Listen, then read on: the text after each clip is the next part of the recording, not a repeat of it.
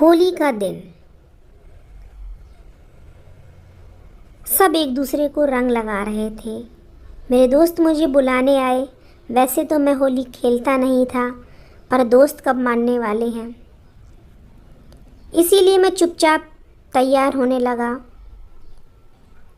उस दिन जो हुआ वो कभी भुलाया नहीं जा सकता। आज जो ज़िंदगी में जी रहा हूँ वो उसी का परिणाम है। मेरी एक गलती और मेरी ज़िंदगी एक पल में बदल गई।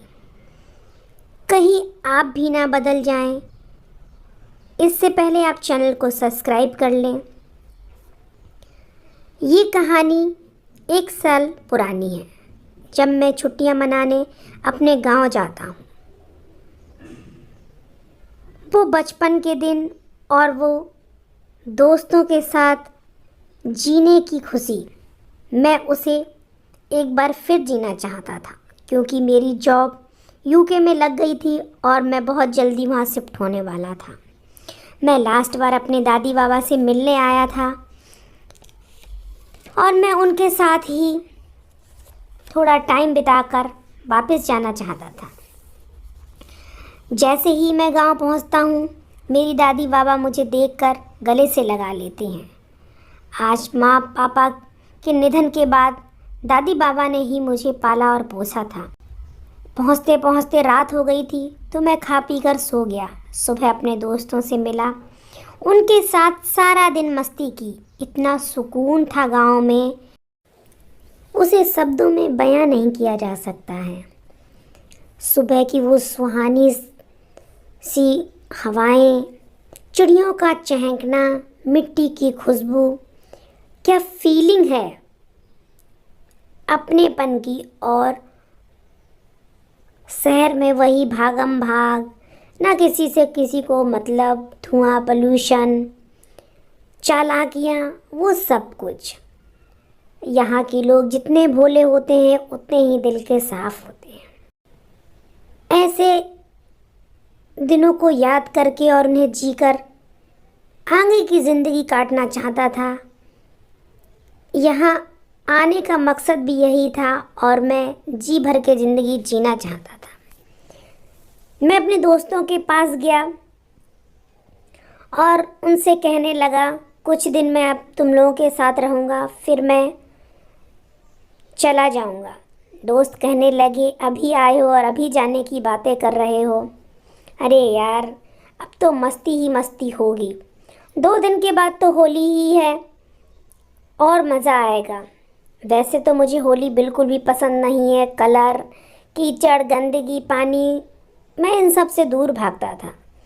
पर दोस्तों के साथ ये पहली बार मुझे मौका मिल रहा था, तो मैं इसे कैसे छोड़ दूँ। होली के दिन हम सब तैयार होकर पास के ग्राउंड में पहुंच जाते हैं। सब एक दूसरे को रंग लगा रहे थे। सारे दोस्तों का चेहरा रंग से लिपा पोता हुआ था। तभी मुझे एक अजीब सी खुशबू अपनी ओर खींचती है। वो चूड़ियों की खन खन, पायलों की छन छन, लंबे काले बाल, पता नहीं वो कौन सी खुशबू थी जो मुझे अपनी ओर खींचे ले आ रही थी। मैं पागलों से उसके पीछे पीछे जा रहा था। अचानक ही मेरे दोस्त मेरा हाथ पकड़ लेते हैं और कहते हैं, कहाँ कहाँ चल दिए, अभी तो होली खेलना बाकी है। तब तक वो लड़की पता नहीं कहाँ चली जाती है और मैं बस ख्यालों में सोचता रहता, काश मैं उससे मिल लेता, काश मैं उससे बात कर लेता। मैंने ये बात अपने दोस्तों को बताई। सारे दोस्त हंसने लगते हैं और कहते हैं, कोई चुड़ैल मिल गई थी क्या, जो तुम्हारे ऊपर उन्होंने जादू कर दिया है। इस पर मैं गुस्सा हो जाता हूँ और कहता हूँ, यार तुम समझ नहीं रहे हो, मुझे उससे मिलना है, किसी भी हालत में उससे मिलना है। कुछ भी करो दोस्तों, मुझे उससे मिला दो। इस पर दोस्त कहते हैं, गांव इतना बड़ा भी नहीं है, पर आज ये मुमकिन नहीं है, जल्दी ही हम पता कर लेंगे। हम सब होली खेलकर वापस आके आराम करते हैं। दूसरे दिन मैं दोस्तों से फिर मिलने जाता हूँ और उनसे पूछता हूँ, कुछ पता चला?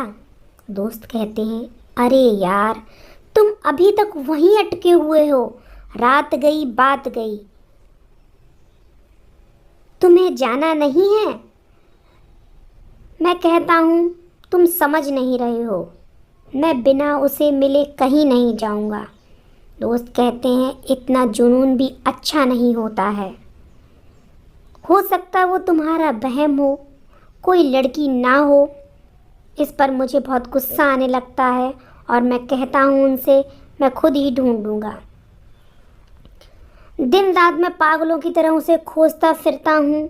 मेरी ज़िंदगी बद से बदतर होती चली जा रही थी। मैंने खाना पीना सब छोड़ दिया था, ना ही मैं किसी से बातें करता। दादी बाबा का भी बुरा हाल था। वो रोते रहते थे और मुझे समझाते रहते थे। मैं घंटों खुद से बातें करता। उसे ना मिलने के कारण मेरी हालत ख़राब होती जा रही थी। ना तो मैं किसी की सुनता और ना ही किसी से कोई बात करता। एक दिन मेरे दोस्त मुझे एक महंत के पास ले जाते हैं। पहले तो मैं मना कर देता हूँ, मैं नहीं जाऊँगा। पर दोस्त जब मुझे समझाते हैं कि चलो, शायद वो लड़की तुम्हें वहाँ मिल जाए, तो मैं उनके साथ जाने के लिए तैयार हो जाता हूँ। असल में वो ये देखना चाहते थे कि किसी ने मुझ पर जादू टोना तो नहीं कर दिया। मैं उनके साथ खुशी खुशी मंदिर की तरफ चल देता हूँ। मंदिर पहुंचकर वो लोग महंत के पास चले जाते हैं और मुझे वहीं बैठने को कहते हैं। मैं उधर उधर देख रहा था, तभी अचानक वही खुशबू मेरे आसपास महसूस होने लगती है। मुझे लग रहा था कि वो कहीं मेरे आसपास है। मैं हिरन की तरह कस्तूरी को ढूंढने में इधर उधर भागने लगा। मुझे लग रहा था कि वो मुझे मिल जाएगी और मैं भगवान से प्रार्थना कर रहा था, आज वो उसे किसी तरह मुझसे मिला दे, वरना मैं उसके बिना कैसे जीऊँगा, मैं अपनी जान दे दूँगा। यह सोच सोचकर मैं रोए जा रहा था। मेरे दोस्त आते हैं और मुझे ना देखकर इधर उधर ढूंढने लगते हैं। जैसे ही मुझे एहसास होता है कि मैं उस खुशबू के पास पहुंच गया हूं, तभी मेरे दोस्त आकर मेरे कंधे पर हाथ रखते हैं और कहते हैं, कहाँ खो गए थे, कब से ढूंढ रहे हैं। इस पर मैं कहता हूँ, मुझे वो लड़की मिल गई है, ये खुशबू यहीं आसपास कहीं से आ रही है। अगर तुम लोग अभी नहीं आए होते तो मैं उसे मिल लेता। तुमने ये क्या कर दिया है, तुमने फिर मुझसे उसे दूर कर दिया है। वो लोग कहते हैं कि महंत जी तुम्हें बुला रहे हैं, चलो कुछ बात करनी है तुमसे। मैं बेमन से मंदिर की तरफ चला जाता हूँ। तभी पुजारी जी मुझसे कहते हैं, बेटा प्रसाद ले लो। मैं अपना हाथ आगे करता हूँ। पंडित जी कहते हैं, बेटी देवी, इसको प्रसाद दे दो। तभी मुझे वो खुशबू फिर से आने लगती है और मेरा दिल बेचैन होने लगता है। मैं जैसे ही उसकी तरफ देखता हूँ, मैं तो हक्का बक्का रह जाता हूँ। मेरी आंखें फटी की फटी रह जाती हैं। ये तो वही खुशबू है जिसे मैं पागलों की तरह इतने दिनों से ढूंढ रहा था। मेरी तो सांसें थम गई। उसे देखकर मुझे भरोसा ही नहीं हुआ कि ये वही लड़की है जिसके लिए मैं इतना तड़प रहा था। आज वो सफ़ेद साड़ी में भी गजब की खूबसूरत लग रही थी। ऐसा लग रहा था जैसे मानो कोई अप्सरा धरती पर उतर कर आई हो। उसकी काली जुल्फ़ें उसके गालों को चूमती हुई इधर उधर हो रही थी। वो इतनी सुंदर थी कि कोई भी उस पर फिदा हो जाए, ऐसा हुस्न उसे भगवान ने दिया था। मैं बिना पल के झपकाए उसे देखे जा रहा था। पंडित जी कहते हैं बेटा प्रसाद ले लो। तभी मैं एकदम चौंक जाता हूँ और मुस्कुराते हुए प्रसाद ले लेता हूँ। उसके दोस्त मेरे इस व्यवहार से एकदम चकित रहते हैं और वो पूछते हैं क्या हुआ, तो मैं मुस्कुरा देता हूँ। उसे घर चलने के लिए कहता हूँ। वो थोड़ा शॉक्ड हो जाते हैं कि मैं आज नॉर्मल बिहेव कर रहा हूँ। उन्हें क्या पता कि आज मुझे जीवन की वो खुशी मिल गई है जिसके लिए मैं इतने दिनों से तरस रहा था। आज वो मेरे सामने है और मैं उसे छू भी नहीं सकता हूँ। मन तो कर रहा था कि उसे अपनी आगोश में ले लूँ, उसे इतना प्यार करूँ कि वो जीवन के सारे कष्ट भूल जाए अपने, पर ये अभी हो नहीं सकता था। इसीलिए मैं चुपचाप अपने घर की तरफ चला आया। घर पर आकर मैंने अपनी दादी और बाबा को सारी बात बताई और उनसे कहा मुझे उसी लड़की से शादी करना है। अगर आप नहीं जाओगे तो मैं खुद ही बात कर लूँगा। दादी जब बाबा जो मुझे इतना प्यार करते थे वो मेरी खुशी में क्यों नहीं खुश होते। वो तुरंत जाने के लिए रेडी हो। वो मुझसे कहते हैं कि सुबह ही हम चलेंगे और तुम्हारी शादी की बात करेंगे। अब मुझ पे ये रात नहीं कट रही थी। इतनी बड़ी रात थी कि करवटें बदलते बदलते ख़त्म ही नहीं हो रही थी। मैं उसके साथ आगे के सपने देखने लगा। उसकी खूबसूरती, उसका मासूमपन मेरी आंखों से हट ही नहीं रहा था। पूरी रात मैंने जागते हुए काट दी और सुबह मैं फटाफट तैयार होके दादी बाबा के पास पहुंचा। मैंने उनसे कहा आप इतना लेट क्यों कर रहे हैं, जल्दी करो। दादी बाबा कहते हैं हाँ बच्चे, हम तैयार हो रहे हैं। मैं उन्हें तैयार करके मंदिर ले जाता हूँ और मैं उन्हें देवी से मिलाता हूँ। देवी को देखकर वो बहुत खुश होती हैं। वो कहती हैं वो तो साक्षात लक्ष्मी है और कौन कहता है ये मनहूस है। इस पर मैं कहता हूँ माँ, होती तो यही शब्द कहती जैसा दादी आप कह रही हो। फिर वो पंडित जी से बात करते हैं जिसमें देवी की स्वीकृति ज़रूरी थी। देवी कहती है मैं शादी नहीं करना चाहता। इस पर मेरा चेहरा उतर जाता है। मैं कहता हूँ ऐसा क्यों बोल रही हो। इस पर वो कहती है मैं किसी का जीवन बर्बाद नहीं करना चाहती हूँ, मैं मनहूस हूँ। इससे पहले भी मेरी शादी हुई थी और उसके साथ क्या हुआ। इस पर मैं कहता हूँ तुम शादी करो या ना करो, मैं तो तुम्हारे साथ ही रहना चाहता हूँ। मैं तुम्हारे लिए अपना पूरा जीवन छोड़ दूँगा, बस तुम हाँ कर दो। मैं तुम्हारी एक मुस्कुराहट के लिए कुछ भी कर सकता हूँ। मैं देवी को बार बार समझा रहा था कि लोगों का काम है कहना और वो तो कहते ही रहते हैं।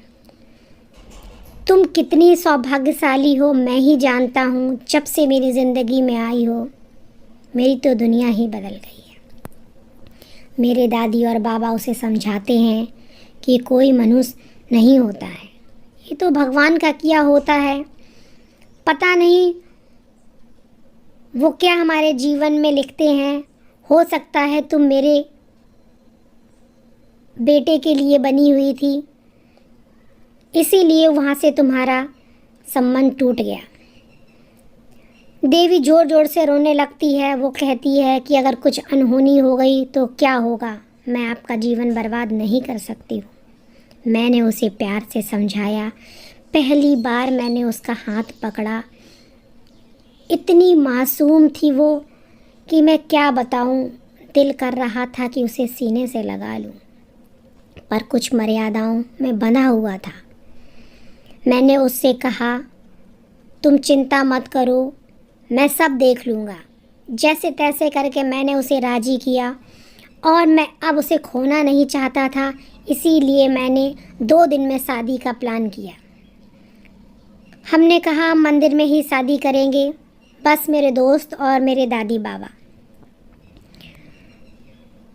हमने पूरा प्लान किया और शादी के दिन मैं इतना खुश था, भगवान से बार बार प्रार्थना कर रहा था कि भगवान आपने मेरी हर इच्छा पूरी की है। अब मैं देवी को इतना प्यार देना चाहता हूँ कि वो सारे गम भूल जाए अपने। तभी देवी शादी के जोड़े में आती है। मैं उसे देखकर रोने लगता हूँ। सब डर जाते हैं तो मैं कहता हूँ ये मेरे खुशी के आंसू हैं। मुझे विश्वास ही नहीं हो रहा है, मैंने जिसे चाहा वो मुझे मिल गई। देवी के साथ मेरी शादी होती है और मैं बहुत खुश हूँ। आज मेरी शादी को 5 साल हो गए हैं और एक छोटी सी हमारी बेटी है। मेरी ज़िंदगी होली के दिन से ही बदल गई थी और वही ज़िंदगी आज मैं जो जी रहा हूँ वो बहुत ही खुशनुमा है। मैं और मेरी देवी, मेरी छोटी सी बेटी रागिनी, हम सब मिलके खुशी से आज गांव में ही रह रहे हैं। मैंने बाहर जाने का प्लान चेंज कर दिया था। दोस्तों, कुछ भी हो, अगर कोई आपकी किस्मत में है और आप उसे शिद्दत से प्यार करते हैं, वो भी सच्चा वाला, तो भगवान भी मजबूर हो जाता है आपको उससे मिलाने के लिए। बस यही मेरे साथ हुआ। आपको मेरी ये कहानी कैसी लगी? अगर ज़रा सी भी अच्छी लगी हो तो लाइक, शेयर और कमेंट करना ना भूलें। मिलते हैं नई कहानी के साथ, तब तक के लिए जय श्री।